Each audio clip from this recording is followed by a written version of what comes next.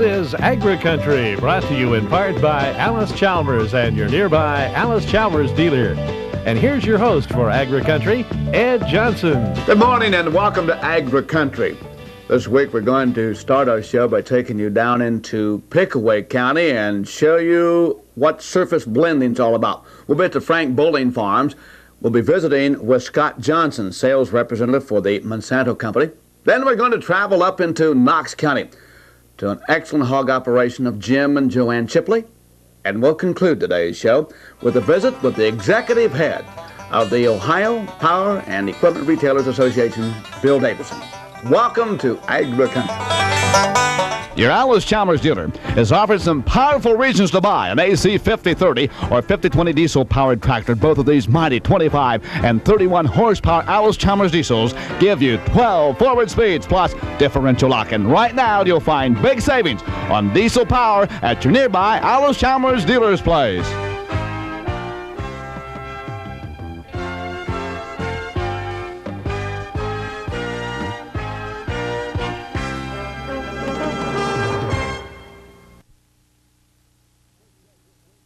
Our first guest this week on AgriCountry, Scott Johnson, sales representative for the Monsanto Company. Covered how many counties in Ohio, Scott? 4 counties. And would be which counties? Licking, Franklin, Pickaway, and Madison. We've heard so much said the winter months, early part of spring, about surface blending. Somewhat of a new practice. Give us just what is surface blending? Surface blending is relatively new. It started out west where we can't depend on the rain constantly through the spring. What surface blending basically does is instead of depending on the rain to incorporate the material down where it needs to be to kill weeds, instead we mechanically incorporate it instead of depending on the weather. What kind of weather conditions would need to prevail to make it even more advantageous, Scott? Well, dry conditions. If we could tell the weather, we'd have everybody surface blend. Dry conditions is optimum to surface blend rather than surface apply. Here in Ohio, usually we do get the time of the rains that we need, and still the majority of my lasso that is applied is surface applied. I was at a seminar with you people in St. Louis several months ago, and at that point it was brought out that the piece of equipment that's used for surface blending is the key to success. Right. Monsanto's doing a lot of work in conjunction with the equipment people. In fact, I know we're testing some down in Texas right now. The equipment is important. Surface blending is different than PPI. And the equipment setup and the equipment operation is important to get good results with lasso surface blending. Scott, when you say PPI, define that. Oh, PPI is pre-plant incorporated, and usually that is associated with a disc.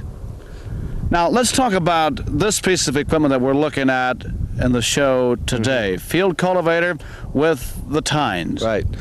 Here we're looking at a field cultivator, C-shank field cultivator with a flex tine drag in the back.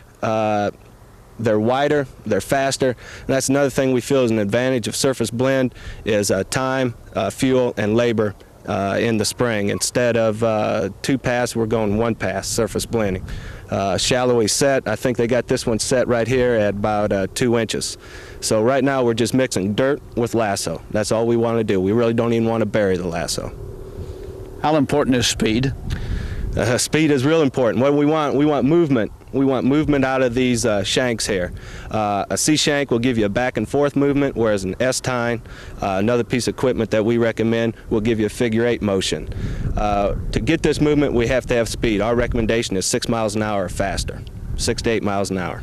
And when we go with surface blending, are we also talking about quicker activation of the products? I don't think you're talking about quicker activation. What it does is by mechanically incorporating or surface blending, you're putting the product down where the moisture is.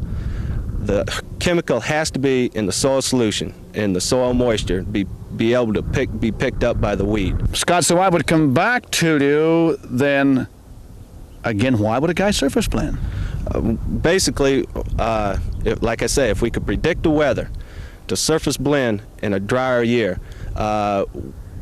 instead of having the rain put the lasso down into the weed zone where it needs to be for the weed to pick it up, we are mechanically incorporating it or surface blending it instead of depending on the rain to put it down in that weed zone. And also when those weeds are beginning to sprout under that soil surface, don't we have a chance to get to them quicker even that way as well? Well, right. Like I say, it all depends on the time of the rains. If we surface plied this field and then got a rain 2 days afterwards, we're basically almost doing the same thing.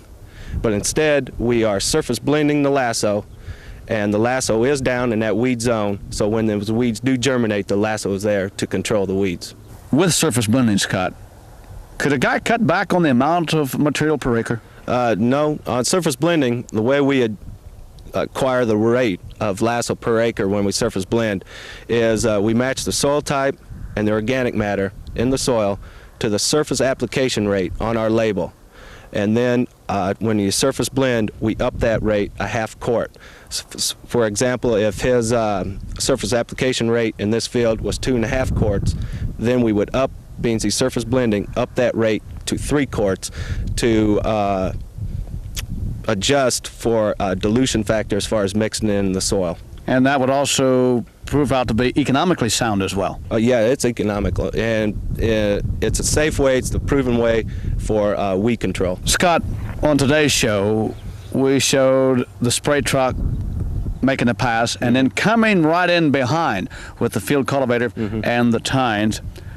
Is that what you recommend?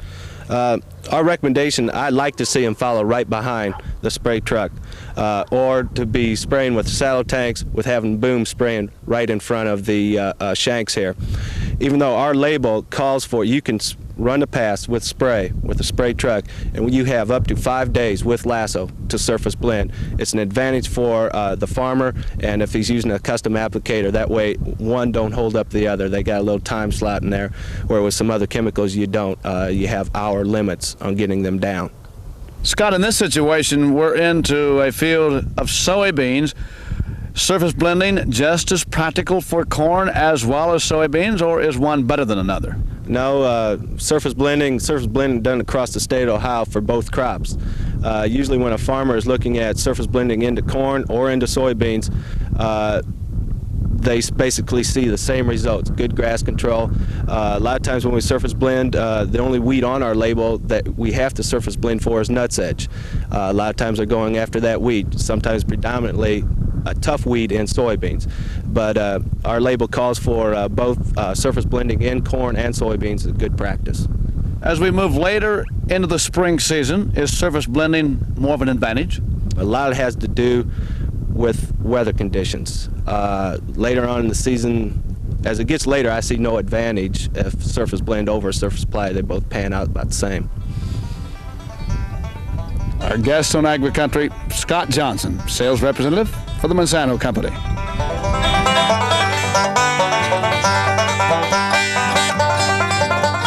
When you think combine, I want you to think Gleaner. Remember that your Alice Chalmers dealer has both the rotary and conventional in 6 different sizes. The Gleaner gives you more capacity, more productivity, and more value for your dollars invested. See your Alice Chalmers dealer today.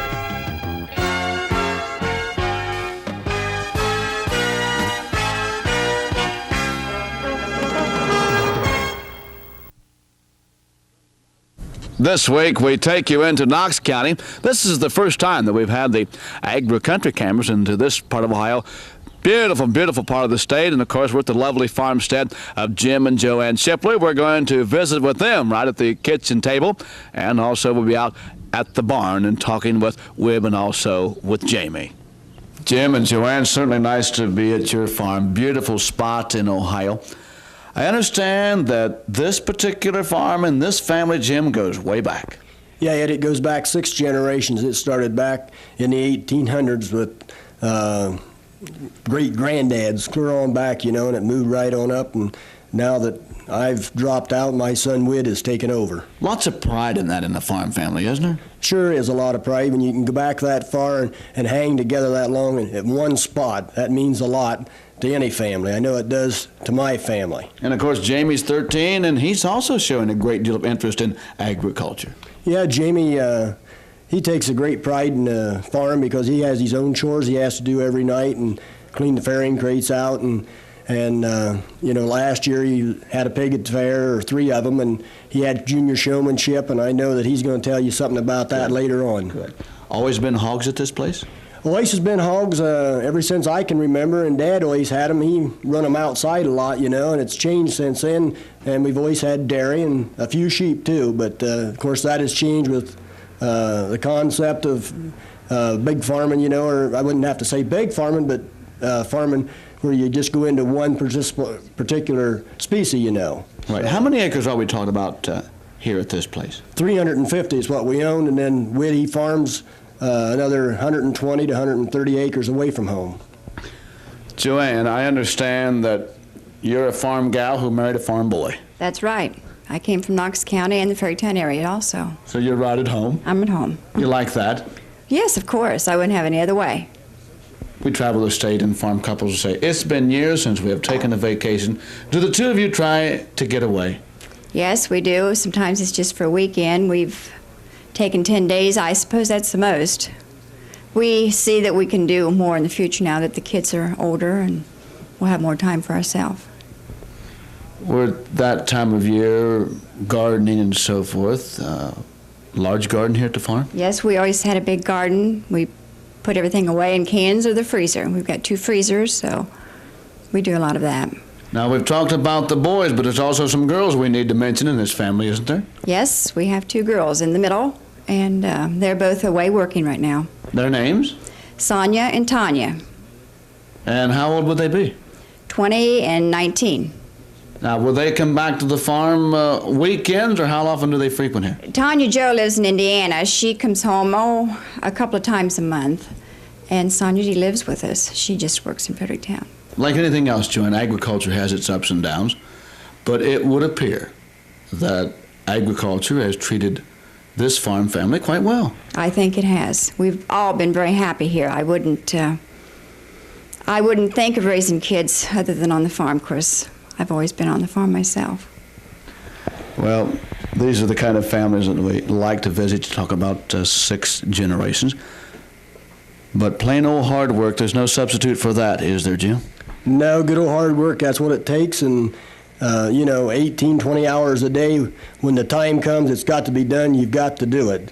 And, that's what a farmer today, and always has been, you might see him at times in town, but that's going to be on a rainy day, but when it comes time to turn that soil over, he's going to put in plenty of hours and get it done because he knows he's got the time to do it, and he's got to do it when the time is right. You people are also active in your community, 4-H work. How far does that go back, Jim? Well, I was in 4-H for 15 years.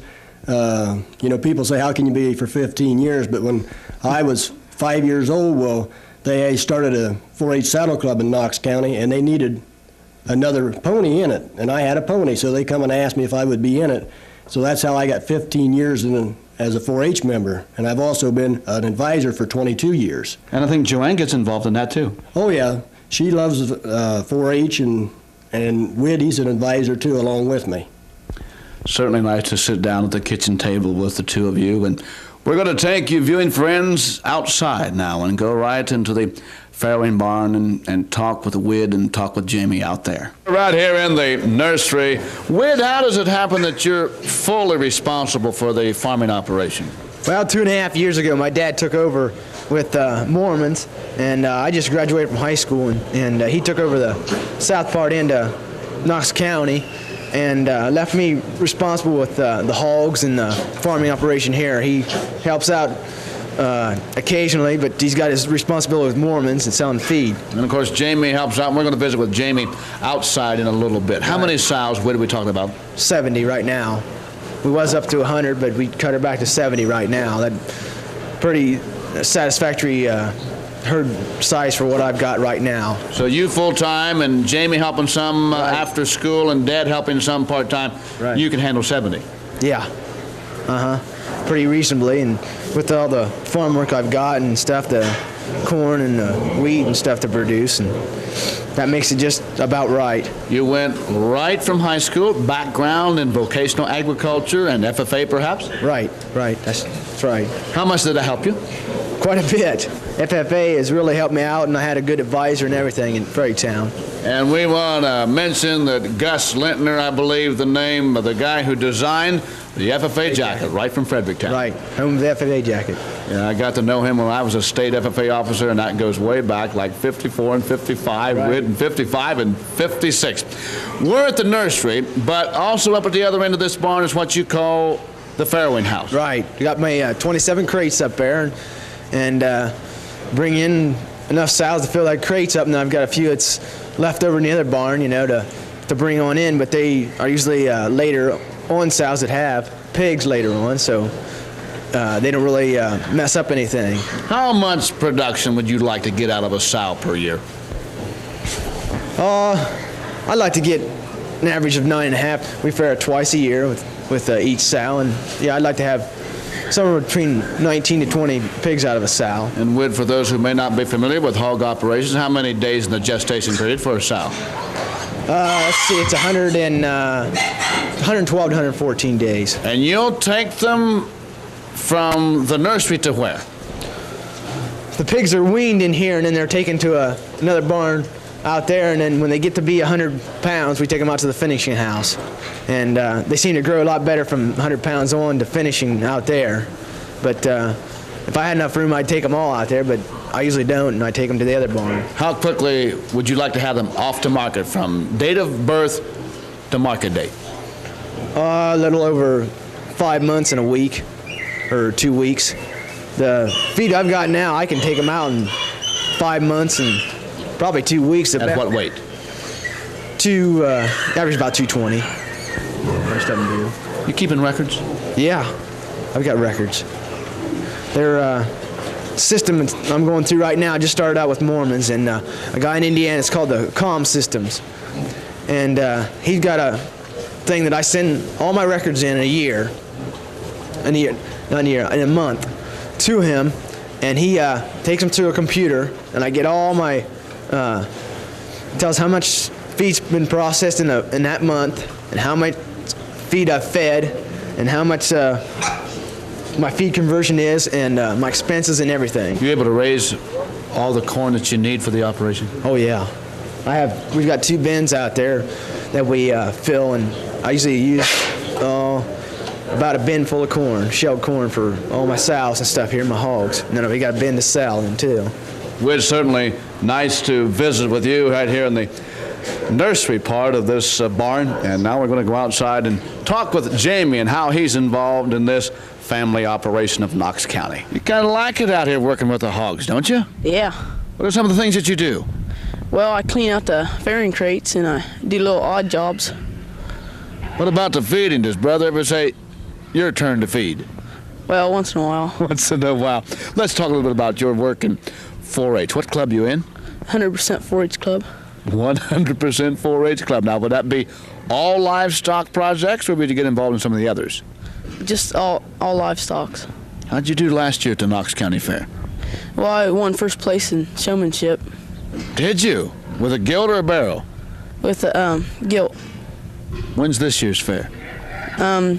Last week in July. You got it right. We invite you to stay with us. We're going to be visiting with the executive director of the Power and Equipment Retailers of Ohio, with Bill Davidson, right after these messages.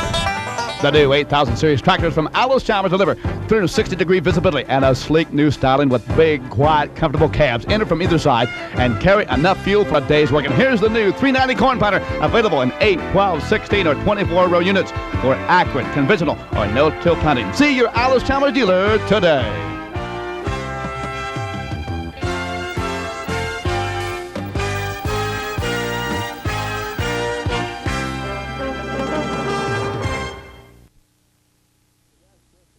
Another one of our guests this week of AgriCountry is the executive director of the Farm Power and Equipment Dealers Association, Bill Davidson. Bill, nice to be right out here to where you do all of your work. How do you people serve agribusiness?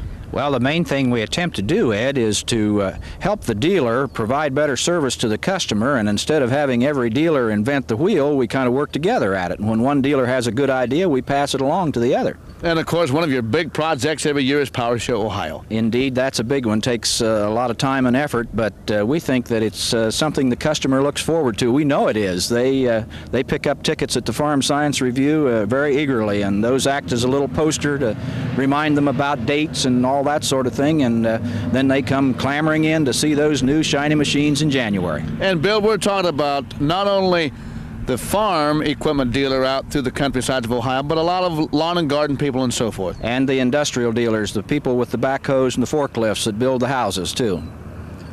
We've come through a winter that hasn't been real desirable, especially for farm equipment dealers, but things are looking better with spring, aren't they, Bill? Well, we're sure glad to see spring come because it's been a tough old winter, as you say, and the price of farm equipment is lower right now. It's a good time to buy, we think.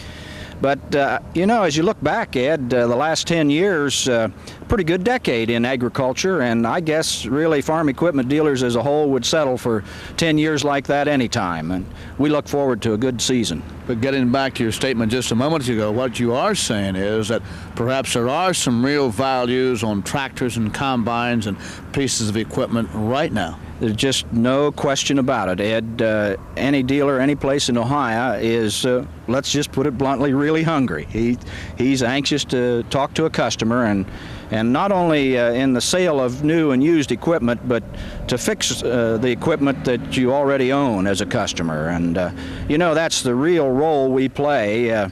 I suppose the world could get along without a farm equipment dealer except for that service, and we just want to keep doing a better job at that all the time. How many dealers, Bill, might make up the association here? 460 dealers in the state of Ohio, and that represents, as you say, lawn and garden, industrial, and some what we'll call short line equipment dealers as well. I know also that you people are deeply involved in safety programs with the members of the association.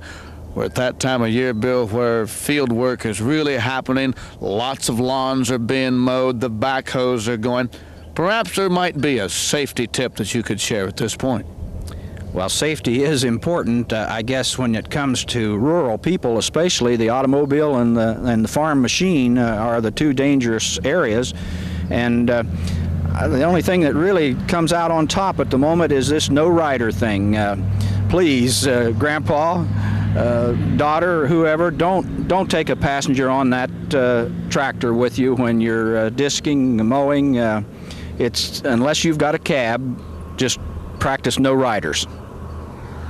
Our guest on AgriCountry, the Executive Director of the Farm, Power, and Equipment Dealers Association, Bill Davidson. Certainly nice to have you with us this morning for AgriCountry. If you have suggestions of family farms that we might visit, drop us a note to ABN TV, 1819 West Lane Avenue, Columbus, Ohio, 43221. Next week on AgriCountry, we're going to take you to the 54th Annual Convention of the Ohio FFA and visit with their immediate past president, Bruce Kettler, and also visit with Art Schleister, who was the keynoter for the leadership session. And also next week, we're going to take you into Auglaize County to the round barn of John and Pauline Manchester, and then we'll go to the field and visit with their son Tim and his wife Martha. And also next week, our guest will be the president of the American Farm Bureau, Bob Delano.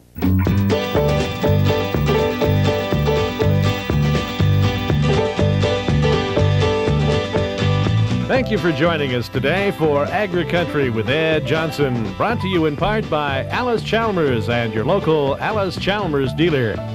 AgriCountry recognizes farm families who produce daily our abundant food supply.